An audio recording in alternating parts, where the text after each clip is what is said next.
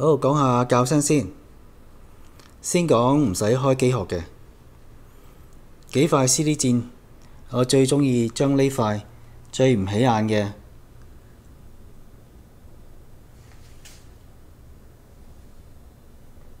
碳纖鍵用喺 AudioNote CD 機上。我覺得呢塊 CD 鍵可以輕輕咁提升分析力、聚焦力，而且嚟得相當自然，非常好聽。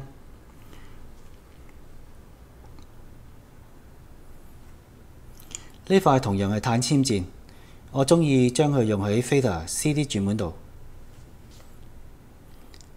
至於石墨鍵，聲音就係最濃郁厚嫩嘅，但係弱音細節又少咗，控制力又唔係咁高，所以暫時都唔啱用。唔使開蓋嘅做法，仲有用木啦。我都有用木釘同佢調一調味，擺呢兩個位置。機腳亦有節木，木釘木咗。跟住落嚟嘅校聲就麻煩少少啦，因為要開機蓋。開蓋嘅時候，我哋會見到一條白色嘅線。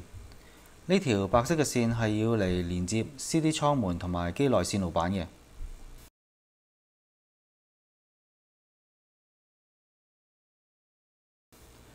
我哋只要就住佢輕啲手，唔好拉鬆條線，將機殼放喺旁邊就可以啦。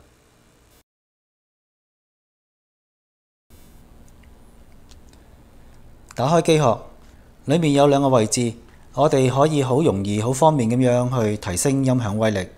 除咗換膽之外，就係換 filter。呢個熒幕我用咗 Alpha 8000。Pro 2雷射唱頭，我就用咗呢兩粒 fuse Zero 2同埋 Zero。喺模擬輸出線路，我就用咗呢粒 Zero。如果發燒友想進一步提升威力，我提議可以試 Extreme Zero 擺喺呢個位置，又或者取代呢粒，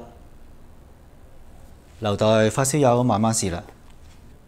我喺之前講 Fuse 嘅片度已經有講過為呢部 CD 機換 Fuse 嘅效果，而家唔再重複啦。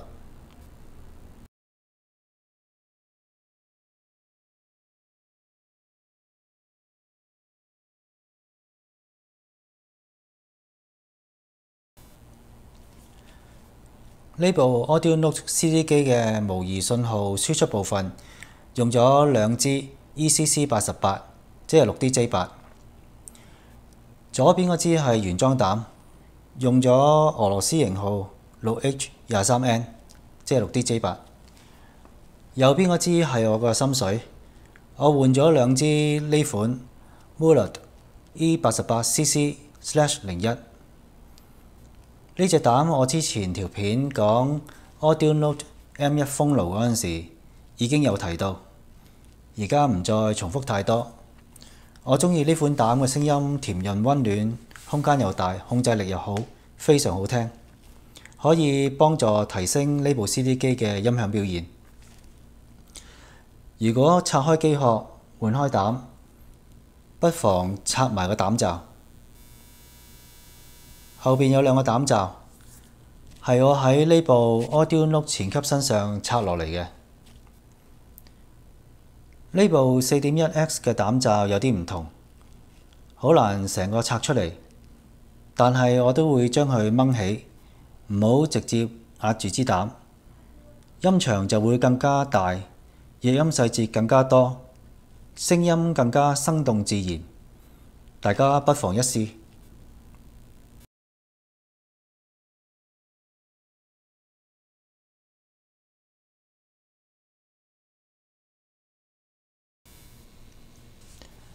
我啱啱用呢部 CD 機嘅時候，遇到一個聲音上嘅問題，就係總係覺得呢部 CD 機嘅低音唔夠實淨，軟賴賴咁樣，冇乜力，唔似係 AudioNote 嘅聲音。初頭以為未煲好，後來先至知道原來係阻抗匹配嘅問題。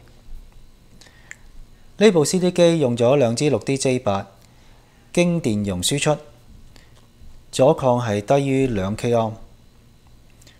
廠方提議匹配佢嘅前級，輸入阻抗起碼有10K ohm。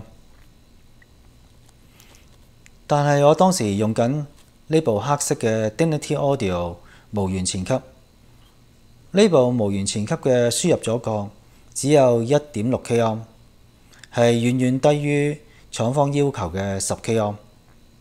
如果你用一部晶體管輸出嘅解碼器夾呢部無源前級，當然冇問題啦。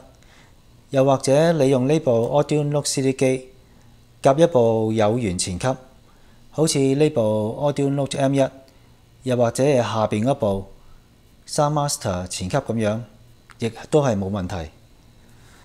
就係有咁啱得咁巧，AudioNote CD 機啱啱夾正呢部無源前級，所以就遇到呢個問題。我曾經問過 Dignity 廠方，Dignity 話如果係要將呢部 CD 機夾呢部無源前級，可以串聯一支 2.7K ohm 嘅電阻，但係後來我都有其他前級用，所以就冇做到。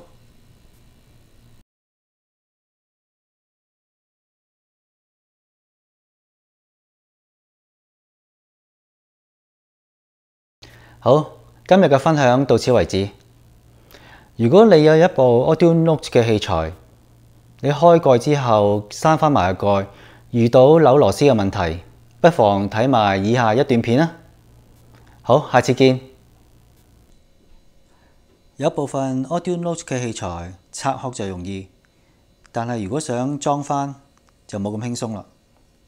好似呢部 CD 機咁樣，呢個頂蓋前面幾粒螺絲都扭實咗，另一邊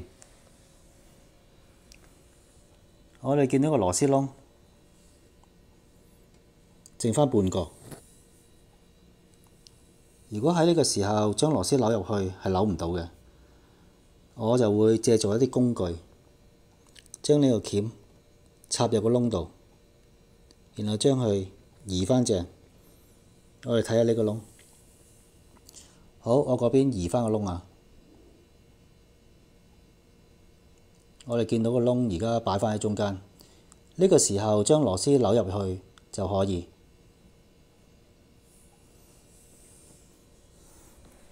呢邊有3個窿，當扭咗2個螺絲入去之後，另一個窿螺絲都會好易入。